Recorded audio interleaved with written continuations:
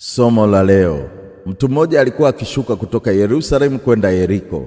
Akakutana na majambazi, walimpora, wakampiga sana na kumwacha njiani akiwa karibu kufa.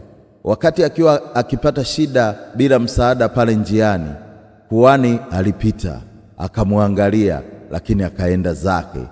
Mlawi naye alipita, akaangalia tu, akaondoka zake. Lakini Msamaria mmoja alipofika pale, alimhurumia yule mtu, akamfunga majeraha yake kwa mafuta na divai, akampandisha juu ya punda wake, akampeleka nyumba ya wageni na kumgharamia gharama za matibabu yake yote. Tafakari.